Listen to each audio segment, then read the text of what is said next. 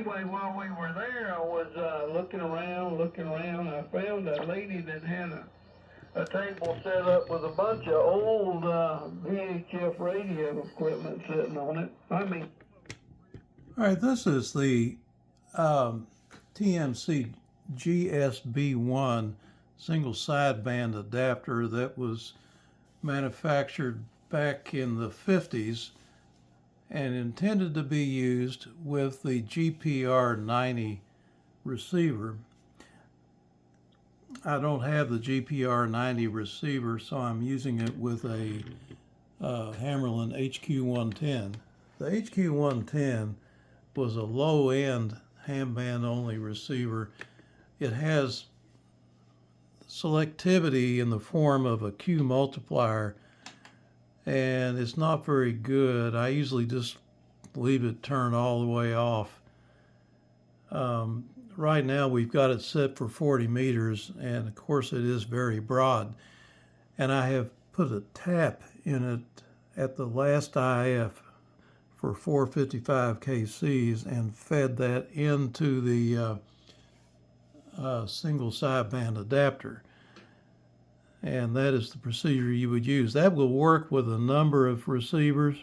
Some receivers have an IF output already, such as the R390, and of course an R390 or 390A would be ideal for this because those have very nice sharp crystal filters, and this is really broad. This is probably 10 or 15 kcs wide, so you have to leave your AVC on to keep the IFs in this from overloading.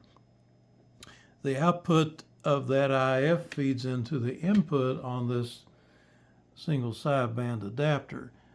Inside this is a number of tubes, and what it does is take the 455 kc IF, converts it to 17 to 18 kilocycles, and then feeds that through a product detector and then into the audio amplifier. So this has its own audio amplifier. Virtually it's a receiver with no IF, and the IF is your other receiver, in this case the Hammerlin 110. Back in the early days of sideband, receivers didn't have product detectors, and they were what you would call non-linear and tended to overload and distort badly on sidebands. So these were designed to supplement that. Hammerlin made one called the HC-110, which is really much smaller than this. This thing is a monster. It weighs about 25 or 30 pounds, and it's heavy steel, and of course it's in beautiful shape, as you can see. Now, when I got this, it worked pretty well, and I sold it to a fella who received it and said it didn't work, and he sent it back, and it turns out that somehow there was a filter between the IF and the product detector that had gone bad. And I have here that filter, and this is it. It's basically an audio filter. It's centered on 18.2 kilocycles, and it sort of distorts the signal. I simply took it out and bypassed it with a capacitor. You do lose some selectivity when doing that. However, that if you've got a decent receiver, then you're not going to notice much difference. And of course, this is not a decent receiver, but if you had an R390 or something with a decent front end and a decent IF selectivity scheme, then it would work much better. So here is 40 meters. I've got it hooked up to this little speaker here, and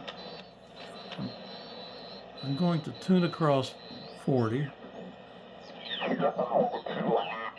Where I store a lot of my photos and videos, and I'm probably 3/4 full, believe it or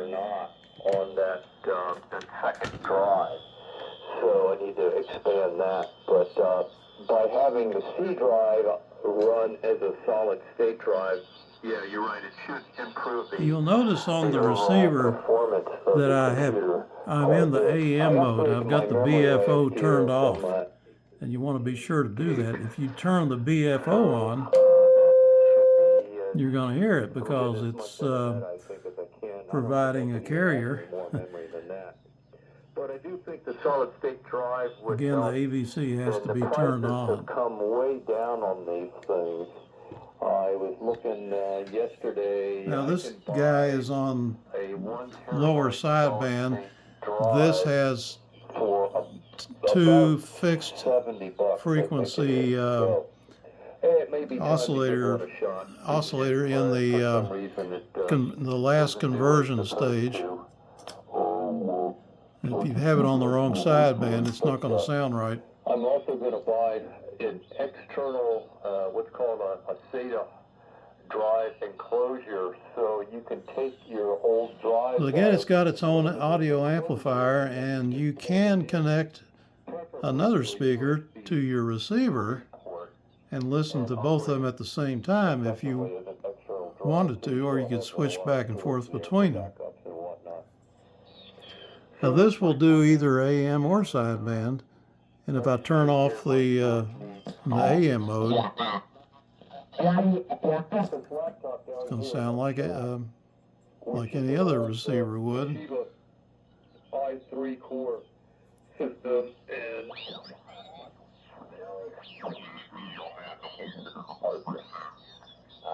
it's not unusual.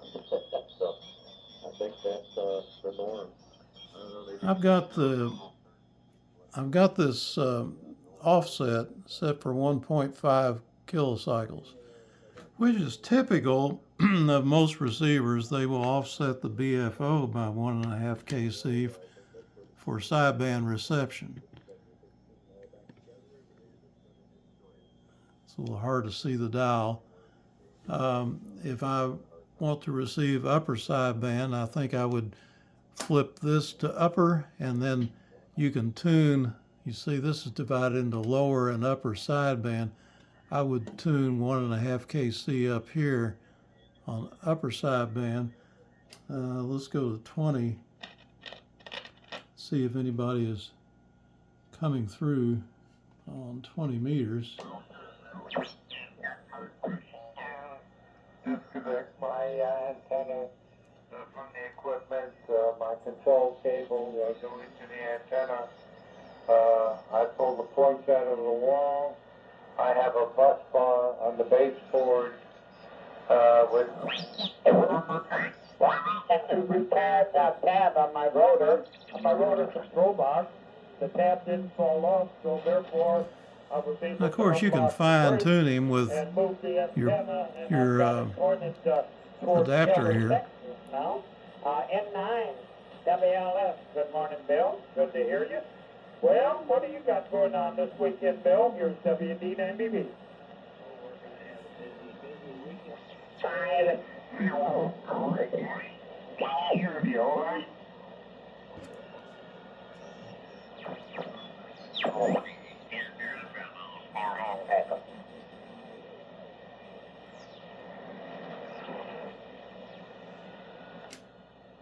Let's go back to 40 meters and see if we can find some AM. Right, there's an AM.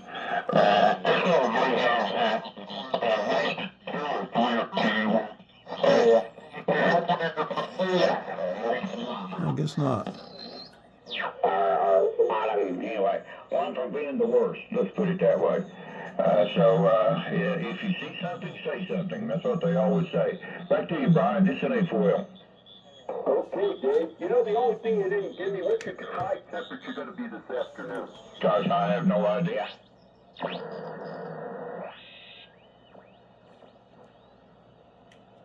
I guess there's no AM to be had, but it does sound pretty good on AM.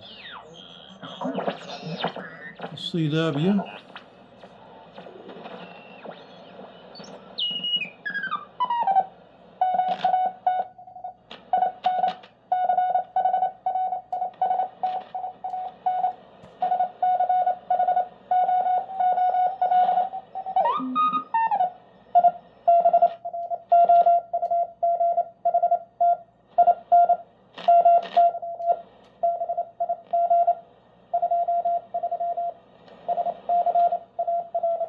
If you put it on noise limiter, it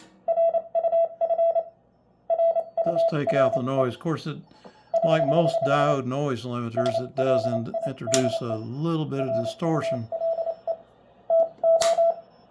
AVC off and on. Now the AVC switch only controls the AVC for the sideband adapter. It does not affect the actual receiver itself that you're using with it.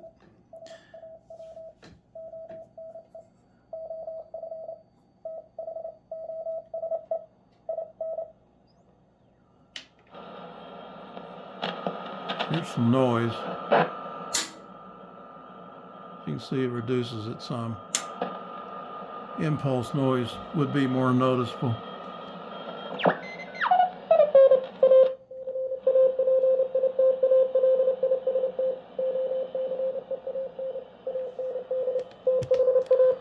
Of course, I can kick in some selectivity.